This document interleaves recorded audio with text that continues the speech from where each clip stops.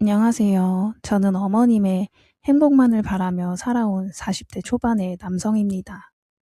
흔히 자신을 위해 희생해준 사람이 누구냐고 물으면 다들 부모님을 떠올리시겠죠. 보통은 부모가 자식을 위해 희생하는 법이잖아요. 그런데 저희 집은 반대였습니다. 제가 어머니를 위해 살았고, 어머니를 지켜야 했고, 어머니를 보호해야만 했어요. 그리고 그 과정에서 제 인생을 통째로 뒤흔들어 놓은 충격적인 사건이 하나 있었습니다. 오늘은 그 이야기를 해보려고 합니다. 저희 집은 제가 아주 어렸을 때부터 형편이 좋지 않았어요. 아버지는 제가 초등학교 4학년 때 교통사고로 갑작스럽게 세상을 떠나셨습니다. 그때 어머니는 겨우 36이셨어요. 한창 젊은 나이였죠. 그런데 문제는 어머니가 세상 물정을 너무도 모르는 분이셨다는 겁니다. 어머니는 결혼하자마자 전업주부로만 사셨고 바깥 일이라곤 해본 적이 없으셨어요. 살림만 하셨던 분이 갑자기 혼자 남겨주신 거니까요. 아버지가 남기신 재산도 변변치 않았고 보험도 제대로 들어둔 게 없었습니다. 그야말로 하루아침에 모든 게 무너진 거였습니다. 어머니는 그때부터 달라지기 시작하셨어요. 처음엔 슬픔 때문인 줄만 알았습니다. 남편을 잃은 충격으로 한동안 방 안에만 계셨거든요. 밥도 제대로 못 드시고 눈물만 흘리시다가 그냥 잠드시곤 했습니다. 그때 저는 10살이었어요. 10살짜리 아이가 어머니 방문 앞에서 귀를 기울이며 울음소리가 들리는지 안 들리는지 확인하던 그 기억이 지금도 가끔 선명하게 떠오릅니다. 어른도 아닌 아이가 어른의 마음을 헤아리며 발끝으로 살살 걸어다니던 그 집이 얼마나 조용하고 무거웠는지 지금 생각해도 가슴이 먹먹하네요. 그러다 보니 자연스럽게 집안일은 제 몫이 되었어요. 밥을 차리고 빨래를 돌리고 청소를 하고 어머니가 안 일어나시는 날이면 제가 라면이라도 끓여 문 앞에 두고 학교를 갔습니다. 선생님께서 가정환경조사서를 나눠주시는 날 저는 가족 구성원 칸에 한참을 머뭇거리다 그냥 어머니 한 명만 적었어요. 쓰면서 눈물이 날 것 같아서 꾹 참았던 기억이 납니다. 그때 옆자리 친구가 아버지 직업 칸에 뭐라고 써야 하냐고 저한테 물어봤어요. 저는 그냥 웃으면서 몰라 라고 했는데 집에 와서 혼자 이불 속에서 한참 울었습니다. 어머니는 아버지가 돌아가시고 몇 년이 지나도 좀처럼 제자리를 찾지 못하셨어요. 일을 하셔야 했는데 일을 구하러 나가는 것 자체를 너무 힘들어 하셨거든요. 몇 번 나가보셨다가 금방 그만두시고 또 나가보셨다가 또 그만두시고 그런 일이 반복됐어요. 식당 홀서빙도 해보시고 마트 계산대도 해보시고 하지만 오래 버티질 못하셨어요. 몸이 약하셔서 그런 것도 있었고 마음이 아직 회복이 안 되신 탓도 있었겠죠. 저는 그때마다 어머니한테 뭐라고 하진 못했습니다. 어머니가 또 울까봐 또 며칠씩 방에만 계실까봐 그냥 제가 더 열심히 하면 되겠지 싶었어요. 중학교에 올라가면서부터 저는 새벽에 신문 배달을 시작했습니다. 아직 해가 뜨기도 전에 일어나 자전거를 타고 골목골목을 돌았어요. 겨울에는 손이 얼어서 신문을 잡기도 힘들었는데 그래도 그 돈으로 반찬거리를 살 수 있으니 좋았습니다. 학교 끝나고는 동네 슈퍼마켓에서 아르바이트를 했어요. 사장님이 어려서 고용하기가 껄끄럽다고 하셨는데 제가 몇 번이나 찾아가서 부탁드렸거든요. 결국 사장님이 허락해 주셨습니다. 퇴근 시간이 지나도 제가 숙제를 다 못하면 계산대 옆에서 해도 된다고 하셨던 분이에요. 참 고마운 분이셨습니다. 어머니, 저 오늘 배달비 받았어요. 이걸로 반찬 사요. 준호야, 이거 네가 써. 괜찮아요. 어머니가 드셔야 제가 힘이 나죠. 그때 어머니가 돈 봉투를 들고 한참 말씀을 못 하셨습니다. 그러다가 고개를 돌리시더니 조용히 눈물을 닦으셨어요. 저는 그 모습을 못 본 척 했습니다. 어머니가 우시는 모습을 보는 게 마음이 아팠거든요. 고등학교 때는 가회도 했습니다. 공부는 다행히 제가 좀 잘했거든요. 학교 선생님들이 저를 안타깝게 모셨는지 이런저런 도움을 많이 주셨어요. 참고서도 그냥 주시고, 급식비도 어떻게 해결해 주시고, 성적이 좋을 때는 선생님 개인 돈으로 책도 사주셨습니다. 그런 도움 덕분에 저는 그나마 버틸 수 있었던 것 같아요. 그리고 마침내 수능을 치고 장학금을 받고 대학에 들어갔습니다. 합격 통지서를 받던 날, 어머니가 그날 처음으로 제 앞에서 환하게 웃으시더라고요. 아버지 돌아가시고 나서 처음 보는 환한 웃음이었어요. 아이고, 우리 준호가 해냈네, 해냈어. 엄마가 제대로 해준 것도 없는데 이렇게 잘 컸어. 어머니, 저 어머니 덕분에 이렇게 컸습니다. 어머니 덕분에 버텼어요. 그 말이 사실이었어요. 어머니가 계셨기 때문에 저는 쓰러지지 않을 수 있었습니다. 누군가를 지켜야 한다는 그 마음이 저를 버티게 해준 거니까요. 공부를 하다 지쳐서 포기하고 싶을 때 저는 항상 어머니 생각을 했습니다. 내가 잘 돼야 어머니를 편하게 해드릴 수 있다고 그 마음 하나로 버텼어요. 빠듯한 생활비로 인해 힘들었던 대학을 마침내 졸업하고 취직을 했습니다. 처음엔 작은 회사였지만 열심히 하다 보니 몇 년 후엔 중견기업으로 이직도 하게 됐어요. 월급이 조금씩 오르면서 어머니를 조금은 편하게 해드릴 수 있었습니다. 더 좋은 동네로 이사도 했고 어머니가 드시고 싶다는 건 웬만하면 다 사드렸어요. 제가 어릴 때 어머니가 사드시지 못했던 것들이 떠올라서요. 명절에 사과 한 박스도 못 사던 시절이 있었거든요.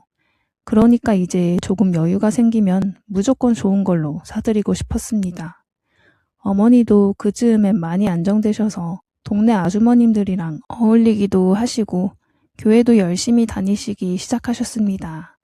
교회는 어머니가 아버지 돌아가시고 나서부터 다니셨던 곳인데요. 처음엔 위로를 받으러 나가셨던 것 같아요. 마음이 힘드실 때마다 교회에서 기도를 하셨다고 하더라고요. 저는 종교가 없었지만 어머니가 그걸로 마음을 다스리신다니 감사했습니다. 그리고 그 교회가 제 인생에서 아주 중요한 장소가 되리라고는 그때는 꿈에도 몰랐죠. 제가 36이 되던 해 봄이었어요. 어머니가 저한테 살짝 얘기를 꺼내시더라고요. 목소리가 조금 들뜨신 것 같기도 하고 한편으론 제 눈치를 보시는 것 같기도 했어요. 준호야, 엄마 요즘 교회에서 좋은 분을 한 분 알게 됐는데. 어? 어떤 분이요? 뭐 그냥 나이도 엄마랑 비슷하고 집사님이신데 참 신앙이 깊으신 분이야. 같이 예배도 드리고 성경 공부도 같이 하는데 참 좋으신 분 같아. 저는 처음엔 그냥 교회 지인이 생기셨나 보다 했어요. 어머니가 오랫동안 혼자 외로이 지내오셨으니 좋은 분을 만나신 게 다행이다 싶었습니다. 그런데 그분 얘기가 한 번씩 나오다가 어느 순간부터 어머니가 입에 그분 얘기를 달고 살기 시작하시더라고요. 이름은 윤경수 씨라고 하셨어요. 어머니 표정이 그 이름을 말할 때마다 조금 달라지셨습니다. 뭔가 기대하는 듯 하기도 하고 설레하시는 것 같기도 하고 저는 그게 낯설었지만 한편으로는 또 좋았어요. 어머니가 설레는 표정을 짓는다는 것 자체가 오랫동안 보지 못했던 모습이었거든요. 준호야, 경수 씨가 오늘 예배 끝나고 밥을 사줬네. 어머니, 그분이 왜 밥을 사줘요? 어머니가 사시지 제가 용돈 드렸잖아요. 아니, 그분이 먼저 사겠다고 하셔서 우리 준호 이야기도 했더니 엄청 부러워하시더라고. 의젓하게 혼자 엄마 모시고 사는 아들이 어디 있냐고. 저는 그 말을 들었을 때 뭔가 묘하게 기분이 이상했습니다. 뭐라고 딱 설명하기가 어려운 그런 느낌이요. 하지만 그냥 넘겼어요. 어머니가 즐거워 보이시니까. 그러다 몇 달이 지난 어느 날 어머니가 제게 처음으로 윤경수 씨를 소개시켜주고 싶다고 하셨습니다. 처음 만난 자리에서 그분은 굉장히 인상이 좋은 분처럼 보였어요. 키도 크시고 말씀도 조근조근 하시고 옷도 단정하게 입으셨더라고요. 어머니를 대하는 태도도 굉장히 공손하고 따뜻했습니다. 아, 준호 씨, 어머니한테 정말 많이 들었습니다. 이렇게 만나 뵙게 되어 영광이에요. 어머님이 준호 씨 자랑을 얼마나 하시는지 제가 옆에서 듣다 보면 괜히 다 뿌듯해질 정도예요. 아, 그러셨어요? 어머니가 좀 과장이 심하신 편이라서요. 하하, 과장이 아니에요. 어머님 보면 알 수 있어요.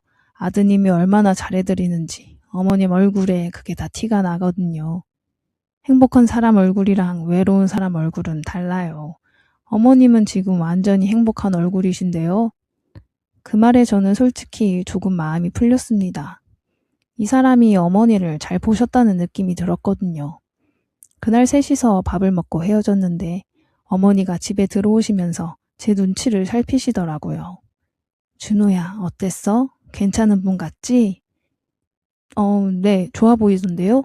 어머니가 좋으시면 됐죠. 그 말을 듣자마자 어머니 얼굴이 환해지시더라고요. 그런 표정은 참 오랜만이었어요. 그 후로 윤경수 씨는 어머니 삶 속으로 조금씩 들어오기 시작했습니다. 처음엔 교회 오갈 때 같이 다니는 정도였는데 어느 순간부터 어머니 장을 봐주러 같이 시장을 가시고 어머니가 병원을 가실 때도 따라가시고 비 오는 날엔 어머니를 데려다 주러 차까지 가지고 오셨습니다. 작은 행동들이었지만 하나하나가 다 어머니를 위한 것들이었어요. 한 번은 어머님이 감기에 걸리셨는데 윤경수 씨가 직접 끓인 죽을 들고 오셨다고 하더라고요. 어머니가 그 얘기를 하시면서 얼마나 감동받으셨는지 목소리에서 다 느껴졌어요. 그렇게 어머님은 점점 더 밝아지셨습니다. 혼자 사시는 게 외로우셨던 분이 이제는 아침마다 갈 곳이 생기고 기다리는 사람이 생겼으니까요. 저는 그게 좋았어요. 솔직히 말씀드리면 그분이 어머님 곁에 있어 주시니까 제가 조금 마음 편히 일에 집중할 수 있었거든요. 어머니가 외로우실까봐 퇴근하고 자주 들러야 했는데 이제는 그분이 곁에 계시니 그 부담이 조금 덜어졌달까요? 그게 오히려 제가 경계를 늦추게 된 이유가 됐는지도 모르겠습니다. 그런데 한 가지 마음에 걸리는 게 있었어요. 어머니의 오랜 친구분이 정순 아주머니가 제게 몇 번 연락을 해오신 거였습니다. 정순 아주머니는 어머니와 거의 20년을 알고 지내신 분이에요. 저도 어릴 때부터 잘 아는 분이고 어머니가 힘드실 때마다 곁에 있어 주셨던 분이죠. 어머니가 아버지를 잃고 방에서 나오지 않으시던 시절에도 아주머니가 밥을 싸들고 오셔서 억지로라도 드시게 하셨었거든요. 그런 감사한 분인데 어머니가 윤경수 씨를 만나면서부터 정순 아주머니와 연락이 뚝 끊겼다는 거예요. 준호야, 나 네 엄마한테 연락하면 자꾸 통화가 짧아지더라. 바쁘다고, 나중에 전화한다고. 근데 요즘 통 전화가 없어. 뭔가 이상하지 않니? 아, 아주머니, 요즘 어머니가 교회도 나가시고 활동도 많이 하셔서요. 뭐 별일 있겠어요? 아니야, 준호야. 내가 네 엄마를 20년을 알았는데 뭔가 달라. 그 남자 만나고 나서부터 달라졌어. 예전엔 나한테 하루에도 몇 번씩 전화하던 사람인데 이상하다 참. 저는 그때도 그냥 넘겼어요. 어머니가 새 삶을 찾으시면서 자연스럽게 기존 관계가 좀 변하는 거겠지라고 생각했습니다. 사람이 새로운 사람을 만나면 그럴 수도 있는 거잖아요. 정순 아주머니가 서운하신 거겠지 싶었습니다.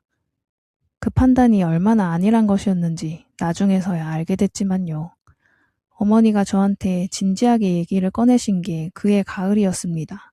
저녁을 같이 먹다가 어머니가 밥그릇을 내려놓으시면서 말씀하셨어요.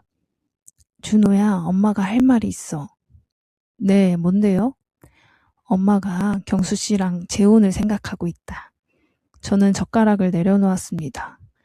재혼이요? 응, 엄마가 오래 생각했는데 경수 씨가 엄마한테 참 잘해줘.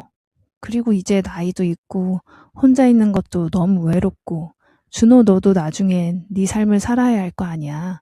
나중에 엄마 간병하려면 얼마나 힘들겠니? 저는 솔직히 조금 당황스러웠어요. 재혼이라는 말이 갑자기 크게 느껴졌거든요. 하지만 동시에 어머니가 그동안 얼마나 외로우셨을지 그 마음도 느껴졌습니다. 차마 반대할 수가 없었어요. 어머니가 행복하시면 되는 거잖아요. 알겠어요, 어머니. 어머니가 좋으시면요. 진짜? 준우 너 진심이야? 네, 어머니가 행복하시면 저도 좋아요. 그 뒤로 재혼 준비가 조금씩 시작됐죠. 저는 윤경수 씨와 따로 시간을 내어 만나기도 했어요. 어머니를 잘 부탁드린다고 그동안 고생 많이 하셨으니 편하게 해주시면 좋겠다고 말씀드렸죠.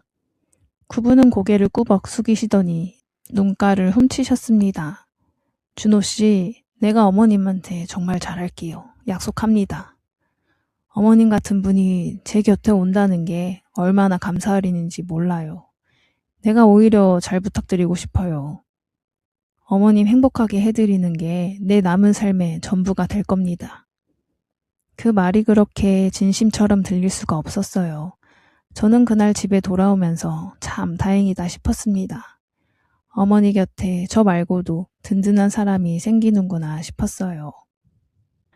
그런데 그즈음부터 이상한 일들이 조금씩 눈에 띄기 시작했어요. 어머니가 저한테도 먼저 전화를 잘 안 하시게 된 거죠. 원래 어머니는 하루에 한 번씩은 꼭 전화를 하시는 분이셨거든요. 별 내용도 없이 그냥 밥은 먹었는지 오늘 춥더라 그런 전화요. 근데 어느 순간부터 제가 전화를 드려도 짧게 끊으시고 먼저 연락이 오는 일은 거의 없어졌습니다. 그뿐만이 아니었어요. 어머니가 오랫동안 다니시던 교회 구역 모임에도 안 나가신다는 얘기를 들었거든요. 구역장 집사님이 저한테 연락을 해오셨더라고요. 어머님이 요즘 통 연락이 안 되신다고 무슨 일 있으신 거 아니냐고. 그래서 저는 어머니한테 바로 물어봤죠. 어머님, 요즘 구역 모임 안 나가세요? 뭐 그냥 몸이 좀 피곤하기도 하고 그 모임이 나랑 안 맞더라고. 그거 10년 넘게 나가셨잖아요. 갑자기 왜요? 아이, 그냥 경수 씨가 그 시간에 같이 있는 게 더 좋다고 하더라고. 경수 씨가 그 시간에 같이 있는 게 더 좋다. 즉 경수 씨가 모임 시간에 어머니와 단둘이 있기를 원한다는 얘기였는데, 그리고 정순 아주머니도 생각났어요.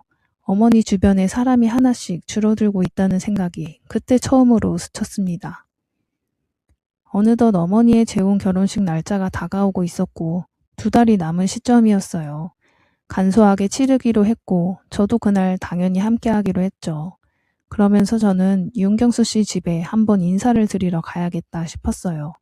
식 전에 미리 가서 인사도 드리고 앞으로 잘 부탁드린다는 말도 다시 하고 싶었거든요. 어머니도 같이 가자고 하시더라고요. 그래서 날짜를 잡았고 어머니와 함께 기차를 타고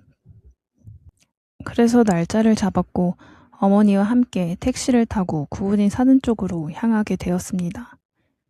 택시를 탄 건 오전이었어요. 2시간 정도 걸리는 거리였는데 어머니가 좋아하시는 간식도 사들고 가벼운 마음으로 출발했습니다.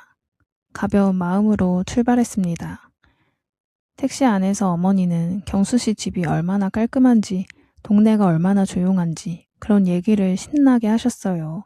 저는 들으면서 맞장구도 치고 창밖도 구경하고 신나하시는 어머니의 모습을 흐뭇하게 바라보고 있었죠. 재혼 얘기가 나오고부터 어머니 목소리가 확실히 달라졌거든요. 출발한 지 1시간쯤 지났을까요? 제 핸드폰이 울렸습니다. 정순 아주머니였어요. 정순 아주머니가 저한테 직접 전화를 하시는 건 드문 일이라 어머니가 잠깐 눈을 감고 계시는 틈에 저는 조용히 전화를 받았습니다. 준호야, 아주머니 어쩐 일이세요? 준호야, 지금 어디야? 차 아니에요. 새 아버지 되실 분 집에 인사 가는 길이에요. 어머니랑 같이. 잠깐만. 그 사람 집에 가는 길이라고? 지금? 네, 무슨 일 있으세요? 준호야, 나 방금 뭔가를 알았는데 이게 맞는 건지 틀린 건지 모르겠는데 그냥 지나칠 수가 없어서 전화했어. 아주머니 목소리가 떨리고 있었어요. 무슨 말씀이세요? 준호야, 그 사람 윤경수라는 그 사람 전에 이미 결혼한 적 있어. 그것도 2번이나. 저는 순간 핸드폰을 쥔 손에 힘이 들어갔습니다. 어머니 쪽을 흘끔 봤어요. 다행히도 어머니는 아직 눈을 감고 계셨습니다. 저는 더 작은 목소리로 말했습니다. 아주머니, 잠깐만요. 어머니가 옆에 계셔서. 그냥 응 아니오로만 대답할게요. 알겠어. 준호야, 그 사람이 2번 이혼한 거 너 알고 있었어? 아니요. 그리고 재산 관련된 얘기를 들었는데 이전 부인들한테 재산 정리 관련해서 문제가 많이 있었던 사람이라고 하더라. 아무래도 이상해. 지금 바로 돌아와. 거기 가면 안 될 것 같다. 저는 심장이 내려앉는 것 같았습니다. 머릿속이 하얘졌어요. 어머니가 옆에 계셨기 때문에 저는 표정 하나 흐트러뜨리지 않으려고 안간힘을 썼습니다. 정순 아주머니가 계속 말씀하셨어요. 준우야, 내가 확인한 건데 그 사람 예전에 같은 교회 다니던 사람이 있었거든. 그 사람도 결혼했다가 재산 다 정리되고 나서 이혼당했다더라. 나 그 얘기를 오늘 우연히 들었어. 그래서 그냥 지나칠 수가 없었다고. 지금 당장 내려라. 어머니한테는 아무 말도 일단 하지 말고. 알겠어? 저는 떨리는 목소리를 최대한 눌러가며 대답했습니다. 네, 알겠어요. 그리고 전화를 끊었어요. 어머니가 눈을 뜨시면서 저를 보셨습니다. 누구야? 아, 회사 동료예요. 별거 아니에요. 저는 최대한 아무렇지 않은 표정을 지었고 그러면서 속으론 어디서 내려야 할지 계속 확인했어요. 창밖의 풍경이 그냥 흘러가는 게 그렇게 낯설고 멍하게 느껴질 수가 없었습니다. 바깥은 여전히 아무렇지도 않고 어머니는 옆에서 간식을 드시고 계시는데 저 혼자만 세상이 무너지는 것 같은 기분이었습니다. 이따 경수 씨가 집에 오면 차 한잔 하고 저녁도 같이 먹자고 하시더라, 준호야. 네, 그렇군요. 저는 짧게 대답했어요. 입안이 바싹 말랐습니다. 머릿속으로는 계속 정순 아주머니 말이 맴돌았어요. 2번의 이혼과 재산 정리, 그 전에 부인들, 그 단어들이 머릿속에서 떠나질 않았죠. 지금 당장 어머니한테 말을 할 수는 없었어요. 택시 안에서 이 얘기를 꺼냈다가 어머니가 크게 반응하시면 더 복잡해질 수 있었거든요. 일단 오늘 그 집에 가는 건 막아야 했습니다. 저는 조용히 배를 감쌌어요. 그리고 인상을 살짝 찌푸렸죠. 어머니, 저 배가 좀 이상한 것 같아요. 왜? 배가 아파? 네, 아까부터 좀 이상했는데 갑자기 더 심해진 것 같네요. 어머니가 걱정스러운 눈으로 저를 보셨어요. 얼굴이 왜 이렇게 창백해요? 많이 아프니? 죄송한데 오늘은 구분댁에 가기가 좀 힘들 것 같아요. 다음에 다시 날 잡아서 가면 안 될까요? 어머니가 당황하셨어요. 아이고, 갑자기 병원 가야 하는 거 아니야? 아니, 병원까지는 아닌 것 같고요. 집에서 좀 쉬면 괜찮을 것 같네요. 어머니가 한참 저를 살피시다가 이내 한숨을 쉬셨습니다. 아휴, 알았어. 괜히 아픈 데 갔다가 심해질라. 그러더니 기사님한테 말씀하셨어요. 기사님, 죄송한데 출발했던 곳으로 다시 돌아가 주시겠어요? 아들이 갑자기 몸이 좀 안 좋아서요. 물론이죠. 어머님 걱정 마세요. 돌아가겠습니다. 택시가 방향을 틀었습니다. 저는 눈을 감을 채로 등받이에 기댔어요. 겉으로는 아픈 척을 하고 있었지만 속으로는 당장 정순 아주머니한테 다시 전화해서 더 자세한 얘기를 들어야 한다는 생각밖에 없었습니다. 그때 어머니가 제 손을 살며시 잡으셨어요. 많이 아프면 말해. 바로 병원 가자. 괜찮아요, 어머니. 잠깐이면 나을 것 같아요. 그 따뜻한 손이 오히려 마음을 더 무겁게 했죠. 이 손을 잡고 살아온 세월이 얼마인데 그 손이 사기꾼한테 넘어갈 뻔했다는 생각을 하니 가슴이 꽉 막히는 것 같았습니다. 어머니가 차 안에서 윤경수 씨한테 전화를 하셨어요. 경수 씨, 나야. 미안해요. 오늘 우리 준호가 갑자기 몸이 좀 안 좋아져서. 아유, 걱정 마요. 오늘은 그냥 쉬게 하고 다음에 또 날 잡을게요. 알겠어요. 그렇게 해요. 어머니가 전화를 끊으시더니 저를 보셨습니다. 경수 씨가 빨리 나으라고 하더라. 많이 걱정하네. 저는 그냥 고개만 끄덕였어요. 걱정한다는 그 사람의 말이 그렇게 역겨울 수가 없었습니다. 집에 도착했습니다. 어머니가 이것저것 챙겨주시겠다고 하셨는데 저는 어머니를 소파에 앉히고 잠깐 방에 들어갔어요. 그리고 정순 아주머니한테 다시 전화를 했습니다.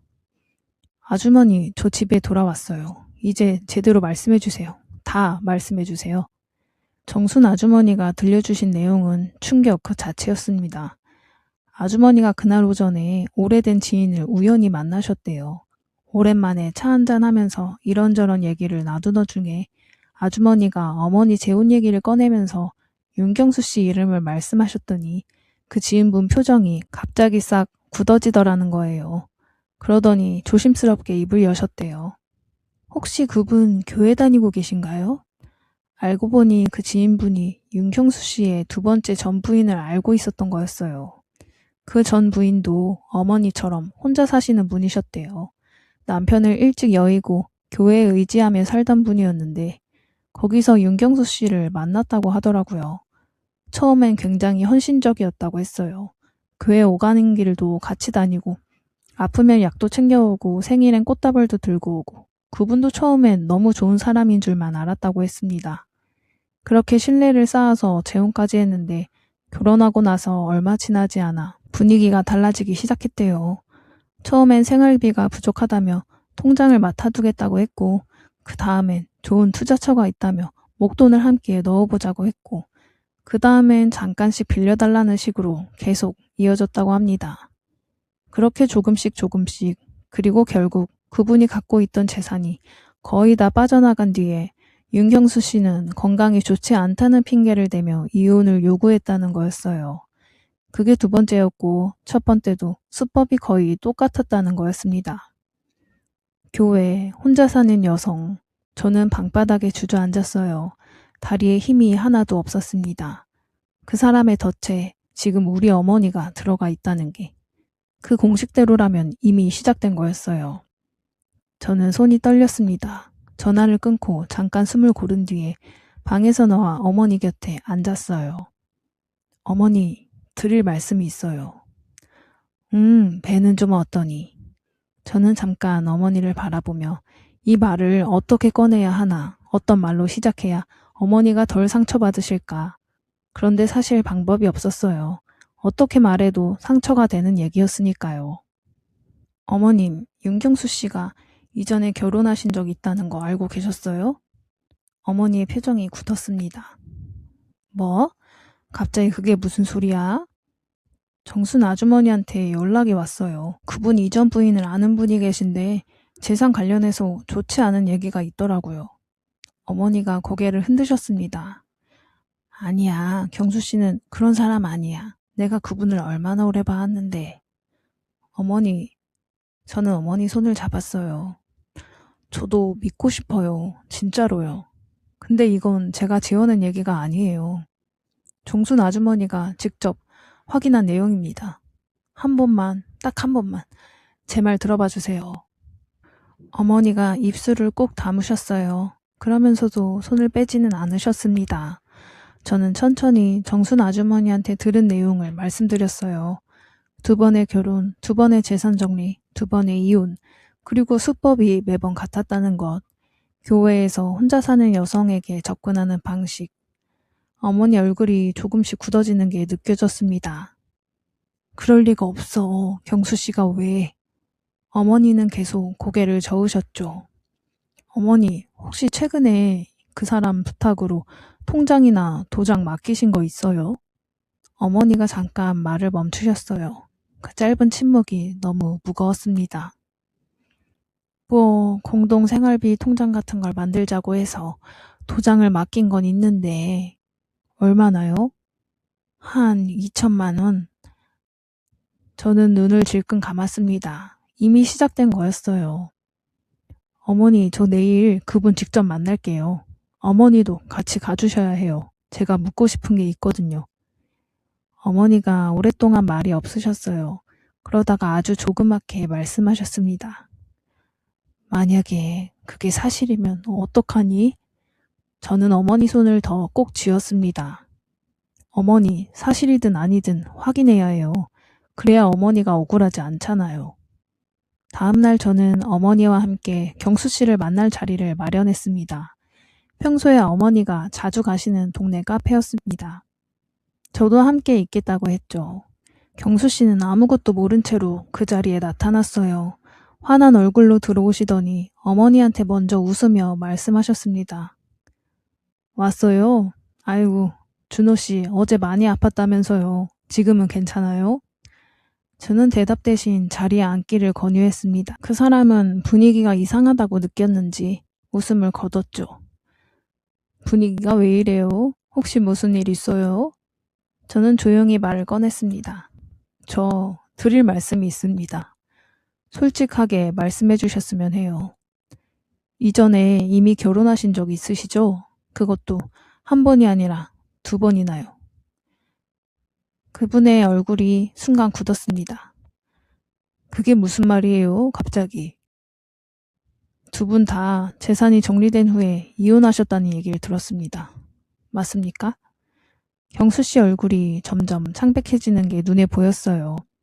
테이블 위에 올려놓은 손이 미세하게 떨리는 게 보였죠. 그 순간 어머니가 고개를 드셨어요. 경수 씨, 사실이에요? 그분이 입을 열었습니다. 아니, 그게 아니고. 저는 목소리를 낮추면서 말을 이었어요. 저희 어머니 통장 도장 맡으신 거 알고 있습니다. 그 돈 어디에 쓰셨어요? 그 말에 그분의 얼굴이 완전히 굳어버렸죠. 그러더니 갑자기 자리에서 일어나려고 하셨어요. 저는 일어나지 마시라고 했지만 경수 씨가 빠르게 몸을 일으키던 그 순간이었습니다. 카페 입구 쪽에서 2 사람이 들어왔어요. 전날 밤 제가 미리 연락해둔 경찰분들이었습니다. 윤경수 씨 맞으십니까? 경찰입니다. 뭐요? 날 왜 찾아요? 사기 혐의로 조사를 받으셔야 할 것 같습니다. 이전 피해자분들 진술과 이번 건 관련해서 확인할 내용이 있어요. 경수 씨 얼굴이 새하얗게 질렸습니다. 아니, 이거 오해예요. 나 그런 거 아니에요. 조용히 말씀드리겠습니다. 일단 자리에 앉으세요. 여기에서 소란 피우시면 더 복잡해집니다. 경수 씨는 결국 경찰과 함께 카페를 나갔습니다. 그 뒷모습이 참 허망했죠. 그렇게 환하게 웃으며 들어왔던 사람이 이렇게 나가는구나. 어머님은 한참 동안 아무 말씀도 못 하셨어요. 저도 어머니 옆에 그냥 앉아 있었죠. 카페 안이 조용했습니다. 얼마나 시간이 지났을까요? 어머니가 아주 조그맣게 말씀하셨어요. 내가 또 당한 건가? 어머니, 이건 어머니 잘못이 아니에요. 그 사람이 작정하고 접근한 거예요.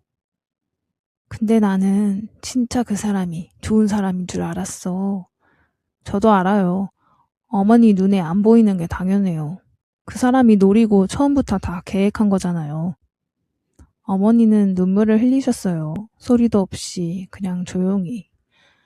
그 눈물이 저는 오래도록 기억에 남습니다. 이후 수사가 진행됐고 윤경수 씨는 이전 피해자들의 진술과 금전 이동 내역이 확인되면서 정식으로 기소됐습니다. 어머니 통장에서 빠져나간 돈도 일부 회수가 됐고요. 혼인신고는 아직 전이었으니 법적으로 얽히는 문제는 없었습니다. 그나마 다행이었어요. 어머니는 한동안 많이 힘들어하셨죠. 내가 사람을 그렇게 못 봤나, 내가 너한테 또 짐이 됐나, 그런 말씀을 하실 때마다 저는 곁에 앉아서 말씀드렸어요. 어머니, 짐이라니요. 저한테 어머니가 짐인 적이 단 한 번도 없었습니다. 어머니가 계셨기 때문에 제가 버텼던 거예요. 새벽에 신문 배달 나가던 그 겨울에도 저를 버티게 해준 건 어머니였어요. 그 사건이 있고 나서 정순 아주머니가 다시 어머니 곁으로 돌아오셨어요. 어머니가 먼저 전화를 드렸고 아주머니는 아무것도 묻지 않으시고 그냥 오셨대요. 보쌈이랑 두부김치 한 상 차려가지고서요. 그 얘기를 들었을 때 저는 괜히 코끝이 찡해졌습니다. 오랜 인연이라는 게 그런 거더라고요. 아무 말 하지 않아도 다 알아주는 거요. 그게 제일 큰 위로였습니다. 시간이 지나면서 어머니는 조금씩 회복하셨어요. 교회 모임에도 다시 나가기 시작하셨고 정순 아주머니랑도 예전처럼 자주 만나시고 저한테도 하루에 한 번씩 전화가 다시 오기 시작했습니다. 그 목소리가 그렇게 반가울 수가 없었어요. 일상으로 돌아왔다는 신호였거든요. 지금은 그 일이 있고 나서 1년이 넘었습니다. 어머니는 많이 괜찮아지셨어요. 여전히 그 이야기를 꺼내면 조금 얼굴이 굳으시긴 하지만 예전처럼 웃으시고 좋아하시는 것들 즐기시면서 사십니다. 정순 아주머니랑 가끔 가까운 곳으로 여행도 다녀오시더라고요. 저는 이 일을 겪으면서 한 가지를 다시 생각하게 됐어요. 수상하다는 느낌이 들 때 그 느낌을 억누르지 마세요. 관계가 불편해질까봐 혹은 내가 너무 의심 많은 사람처럼 보일까봐 그냥 덮어주는 경우가 많잖아요. 저도 그랬어요. 그런데 결국 진실을 먼저 알아챈 건 화려하게 잘해주는 사람이 아니라 말없이 20년을 곁에 있어 온 사람이었습니다. 그리고 외로움은 사람을 약하게 만들기도 해요. 어머니가 나쁜 분이라서 당하신 게 아니죠. 오랫동안 혼자이셨고 누군가가 진심으로 대해주는 것 같아서 마음이 열리신 거예요. 그 마음을 이용하는 사람이 나쁜 거지 그 마음 자체가 잘못은 아니잖아요. 부모님이 혼자 계시다면 오늘 한 번만 더 전화를 드려보세요. 밥은 드셨는지, 요즘 어떻게 지내시는지, 그 짧은 안부가 사실은 가장 든든한 보호막이 된다는 걸 저도 이번에 느꼈습니다. 어머니가 오늘도 환하게 웃고 계실 거라 생각하니 그것만으로도 저는 오늘 하루를 살아갈 힘이 생겨요. 오늘 사연은 여기까지입니다. 구독과 좋아요를 해두시면 다음 사연도 빠르게 들으실 수 있습니다. 모두 건강하시고 행복하시길 바랍니다.